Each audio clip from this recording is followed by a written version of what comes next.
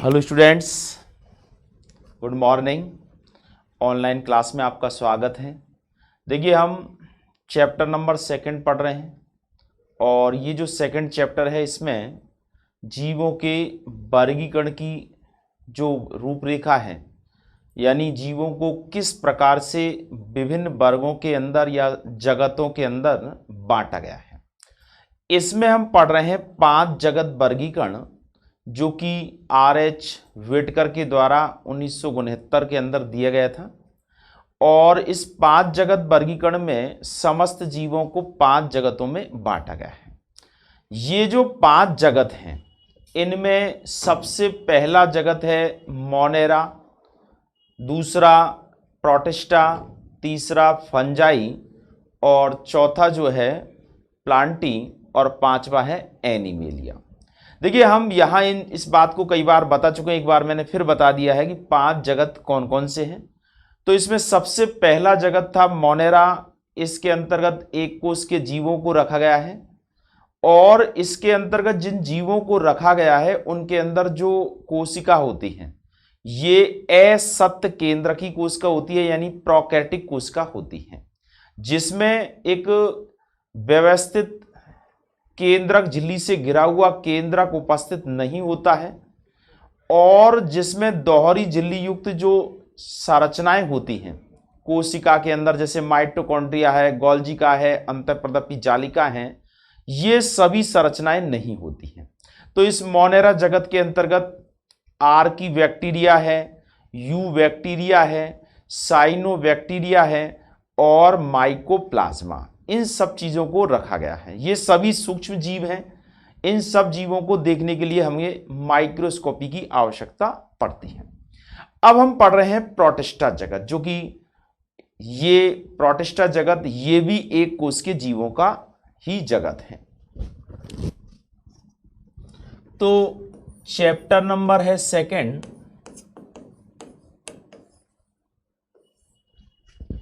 जीव जगत का वर्गीकरण,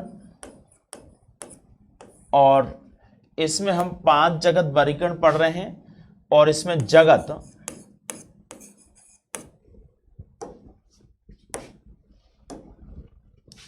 प्रोटिस्टा।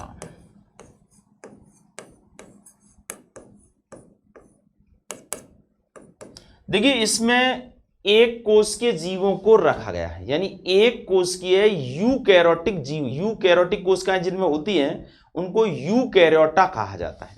तो ये जो है एक कोष की है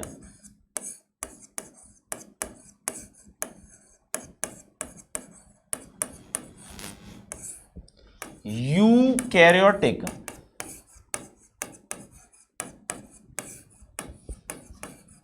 जीव,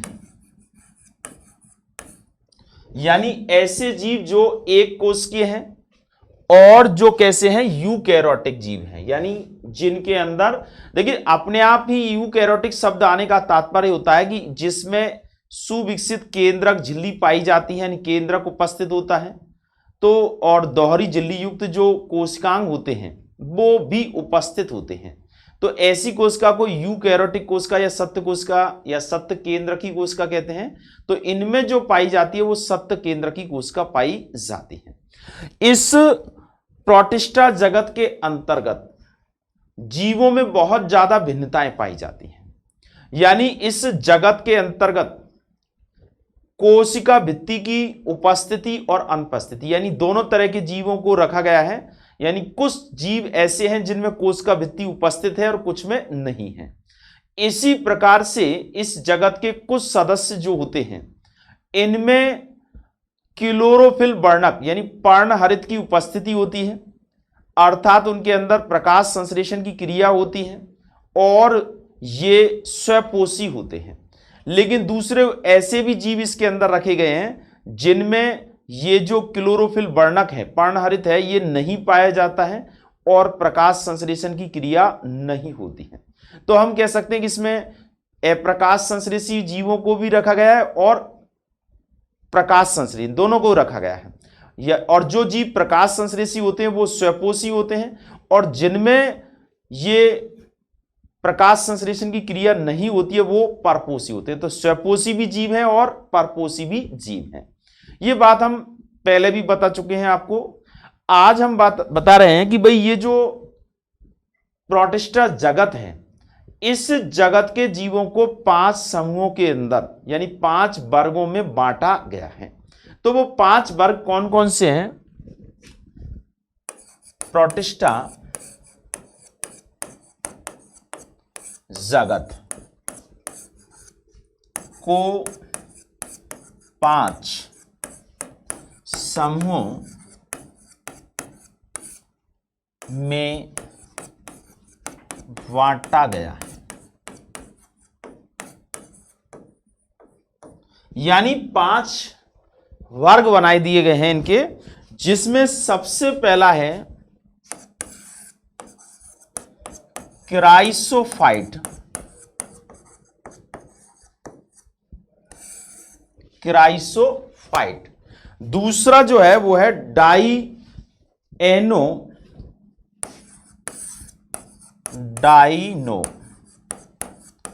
फ्लैजिलेट।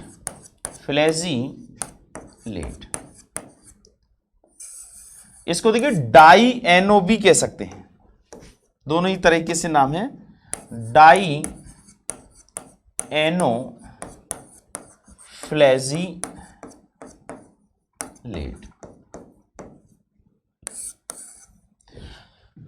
तीसरा जो समूह है वो है युगलिनॉइड।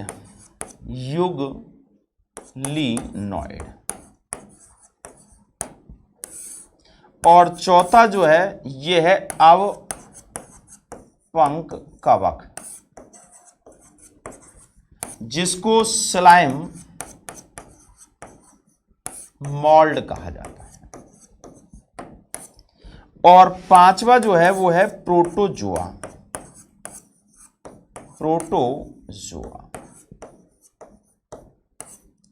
यानी ये जो प्रोटिस्टा जगत है, इस जगत के सदस्यों को 5 समूहों में बांट दिया गया है। आप स्क्रीनशॉट ले लीजिएगा और आपको ये अच्छी तरह से याद होना चाहिए कि भाई इसमें कितने समूह में बांटा गया। क्राइसोफाइट, दूसरा है डाइएनो या डाइनो फ्लैजिलेट, तीसरा है युगलिनॉइड, चौथा है स्लाइम मोल्ड या अपंक कवक, और पांचवा जो है वो है प्रोटोजोआ। अब हम इनके बारे में पढ़ेंगे कि इनका क्या, इनमें एक दूसरे से भिन्नताएं होती हैं।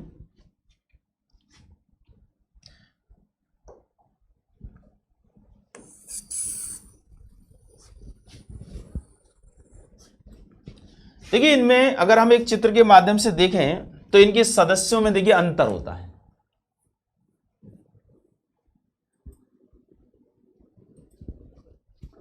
देखिए ये स्लाइम मोल्ड है, अपंक कवक है।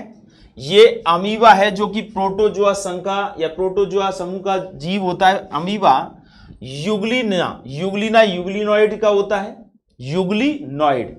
और डाइनोफ्लैजिलेट ये जो है ये भी एक समूह है, डाइनोफ्लैजिलेट। एक पैरामीशियम जो है ये सदस्य होता है किसका? प्रोटोजोआ का। और इसके बाद डाइएटम ये क्राइसोफाइट्स का है। और मैक्रो एल्गी ये भी इसी प्रकार के जो स्वपोषी होते हैं उनके अंतर्गत आते हैं। तो ये जो सदस्य हैं, ये जो चित्र के माध्यम से आपको दिखाई दे रहे हैं, ये सभी जो है वो प्रोटिस्टा जगत के सदस्य हैं। ठीक है, अब हम सबसे पहले देखिए ये क्राइसोफाइट की बात करेंगे जिसमें डाइएटम्स आता है। तो ये जीवों की वास्तविक स्थिति है।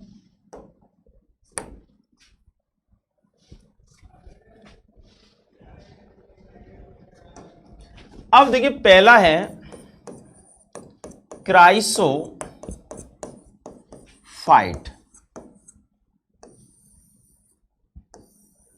ये जो क्राइसोफाइट जो जीव होते हैं ये जल में पाए जाने वाले जीव होते हैं। तो ये जलीय जीव। अब देखिए जलीय जीव में दोनों तरह के जल में पाए जाते हैं। ये लवणीय जल में भी पाए जाते हैं। लवणीय जल का मतलब होता है खारा पानी, समुद्रीय जल। और अलवणीय जल, अलवणीय जल का मतलब होता है जिसमें लवणों की मात्रा कम होती है, मीठा पानी, जैसे नदी का है, तालाब का पानी जो है वो कहलाएगा अलवणीय। तो ये जलीय जीव होते हैं, जल के अंदर पाए जाने वाले जीव होते हैं। अब देखिए इसमें, इसके अंदर आते हैं, क्राइसोफाइट में आते हैं, एक तो आते हैं डाई एटम, डाई एटम, और दूसरे आते हैं डेस्मिड, डेस्मिड। इनको कहा जाता है सुनहरे शैवाल, सुनहरे शैवाल। इनमें देखिए कोशिका भित्ति की उपस्थिति होती है, कोशिका भित्ति की उपस्थिति। अब ये जो कोशिका भित्ति इनके अंदर पाई जाती हैं, ये कोशिका भित्ति दो कपाटों से मिलकर के बनी होती हैं, यानी एक प्रकार से कवच की तरह होती है। तो ये दो कपाटों से बना कवच, दो कपाटों से बने कवच के समान, यानी कोशिका भित्ति जो है वो किसके समान है, दो कपाटों से बने कवच के समान होती है। और ये कोशिका भित्ति जो होती है ये एक तरह से सिलिका युक्त होती है, सिलिका युक्त होती है। अब देखिए ये क्या है कि लगातार इन जीवों की संख्या बढ़ती रहती है। अब ये जीव जब मर जाते हैं, डाई एटम के अंदर उपस्थित जो जीव है वो अगर मर जाता है तो उसके ऊपर जो चारों तरफ कवच पाए जाते हैं, यानी जो कोशिका भित्ति होती है वो पानी के नीचे की तरफ बैठने लग जाती, कई सालों, कई हजारों सालों तक वो नीचे बैठती रहती है। तो ऐसी स्थिति में क्या होता है कि इन कवचों से नीचे की ओर, या कह सकते हैं कवचों से उस पानी के तल पर नीचे की तरफ एक कर्णकीय पदार्थ जमा हो जाते हैं, कण जैसे पदार्थ जमा हो जाते हैं, तो वो कोशिका भित्ति से बन जाते हैं। तो इसको कहते हैं डाई एटम मृदा, डाई एटमी मृदा का निर्माण। ये डायटमी मृदा जो बनती है वो किसके कारण बनती है, कोशिका भित्ति के कारण बनती है। और इस डाई एटमी मृदा के अंदर बहुत ही बारीक बारीक कण होते हैं, इसलिए इसका उपयोग जो किया जाता है वो निस्संदन के लिए किया जाता है, निस्संदन के लिए उपयोग।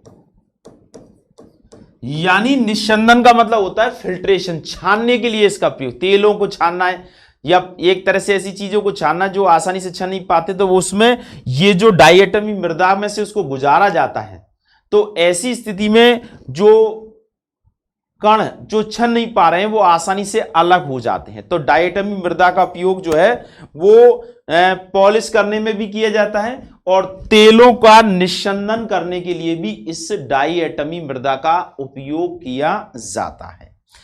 और ये जो है डाई एटम्स, ये उस पानी में ज्यादा तेजी से वृद्धि करते हैं जिसमें गंदगी होती है, यानी कह सकते हैं कि जो एक तरह से मल युक्त या अपशिष्ट पदार्थों से युक्त जल होता है तो उसमें ये तेजी से वृद्धि करता है।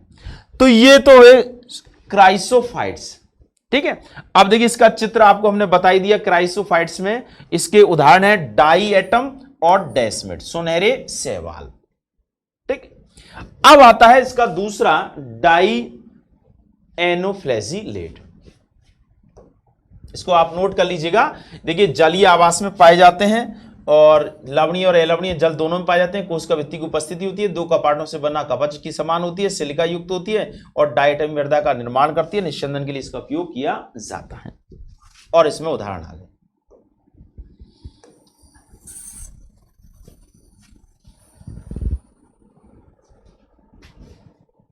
ठीक है, अब देखिए इसको, ये जो डायटम है ये इस तरह का है। देखिए ये देखिए, ये है डायटम, ये डायटम है, दिख रहा है? इस तरह का डायटम होता है, इस तरह का त्यारा जैसी आकृति को बनाए हुए।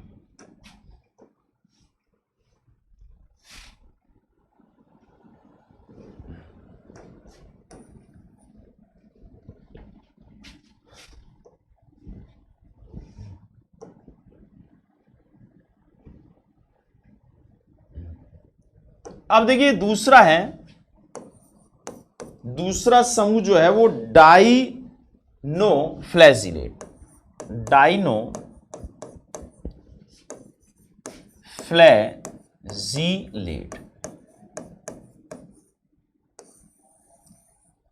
अब देखिए यहां नाम से क्लियर हो रहा है कि डाई का मतलब होता है 2 और फ्लैजिलेट, फ्लैजिला का मतलब होता है कसाभिका, कसाभिका। तो ये ऐसे जीव होते हैं जिनमें 2 कसाभिकाएं पाई जाती हैं, ऐसे 2 बाल जैसी संरचनाएं पाई जाती है, तो उनको कहते हैं कसाभिका, कंसाभिका भी कह सकते हैं। ठीक है, ये एक तरह से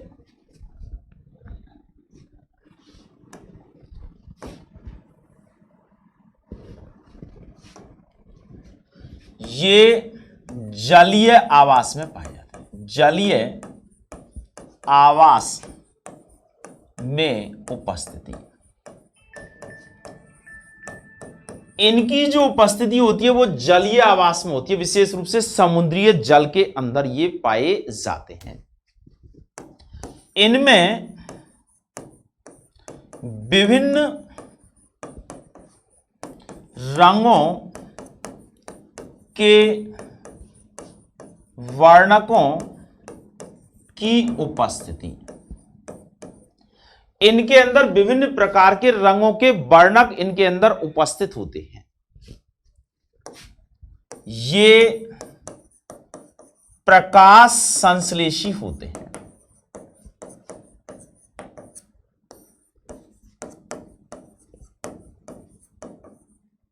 अर्थात ये स्वपोषी होते हैं।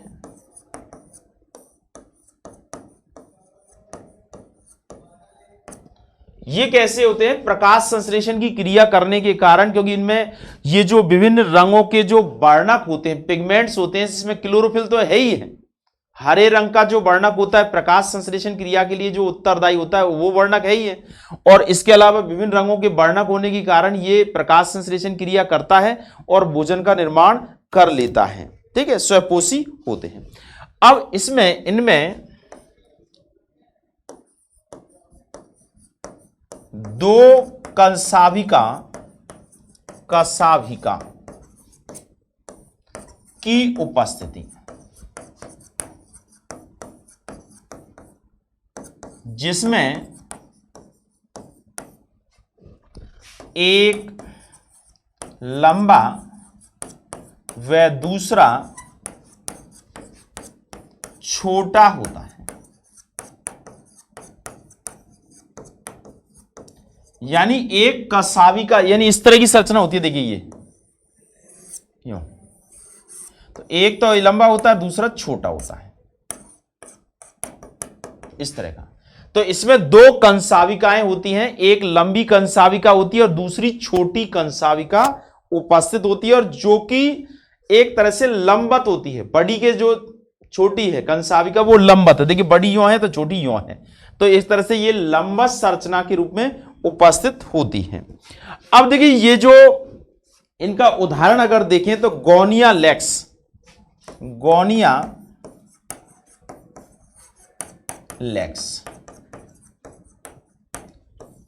अब ये इतनी ज्यादा संख्या में होते हैं कि जैसे लाल सागर जिसको कहा जाता है, तो जब ये बहुत ज्यादा संख्या में होते हैं, जैसे लाल रंग के डाइएनोफ्लैजिलेट हैं, तो पानी में जब ये बहुत ज्यादा होते हैं तो पानी का रंग जो है वो किसके, इनकी उपस्थिति के कारण ही लाल दिखाई देने लग जाता है, एज एक प्रकार से लाल सागर हो जाता है। तो इनके कारण कह सकते हैं समुद्र का रंग इनकी अधिकता के कारण दिखाई देता है। यानी इनका जो रंग है, जिस रंग के ये ज्यादा संख्या में पाए जाते हैं, समुद्र उसी रंग का दिखाई देता है। जैसे गोनिया लेक्स जो होता है ये लाल रंग का होता है, तो इसके कारण पानी जो है वो लाल रंग का जो है दिखाई देता है। और ये कुछ ऐसे विषैले पदार्थ इनके द्वारा स्रावित किए जाते हैं, कुछ के द्वारा, जिनकी उपस्थिति जब ये ज्यादा संख्या में हो जाते हैं और विषैले पदार्थ समुद्री जल में स्रावित कर देते हैं, तो उनके कारण जलीय जीव एवं मछलियां, जो जलीय जीव भी हैं वो भी, तो ये मर जाती हैं। तो इस तरह से ये कई प्रकार के फ्लैजिलेट्स होते हैं और ये एक कोष के जीव हैं और इनको हम प्रोटिस्टा जगत के अंतर्गत ही रखते हैं। ठीक है, तो याद रखिएगा कि डाइएनोफ्लैजिलेट क्या है, दो कंसाविका युक्त जीव होते हैं, एक कोष के जीव होते हैं, जलीय आवास में रहते हैं। इनके अंदर विभिन्न रंगों के वर्णकों की उपस्थिति होती है, जिसमें हरा रंग भी इसमें उपस्थित होता है, प्रकाश संश्लेषण क्रिया करते हैं। ये स्वपोषी जीव होते हैं। इनके अंदर जो कंसाविकाएं होती हैं उनमें एक लंबी होती है, एक छोटी, जो कि दूसरे अनुपस्थित रूप में होती हैं। इनकी उपस्थिति जो होती है जब ज्यादा, बहुत ज्यादा होती है, तो उसके कारण समुद्रों का रंग, इन पानी का जो रंग है वो दिखाई देने लगता है। इनमें से कुछ ऐसे भी होते हैं जिनमें विषैले पदार्थों का स्राव होता है, जिसके कारण जलीय जीव जैसे मछली आदि जो है वो मर जाती हैं। तो इसमें गोनिया लेक्स जो है। ठीक है, तो ये हो गया आपका कौन सा, ये हो गया डाइएनो या डाइनोफ्लैजिलेट। कल हम पढ़ेंगे यूग्लिनोइड के बारे में पढ़ेंगे। ठीक है, तो आपको समझ में आ रहा होगा। ये शब्द हो सकता है आपको नए लगें, लेकिन घबराने की कोई आवश्यकता नहीं है। शब्द बार बार आप पढ़ेंगे और बहुत साधारण है, आराम से याद हो जाएंगे। ठीक है, आप इसका एक स्क्रीनशॉट ले लीजिएगा, जिससे कि आपको लिखने में आसानी हो जाएगी। ले लिया?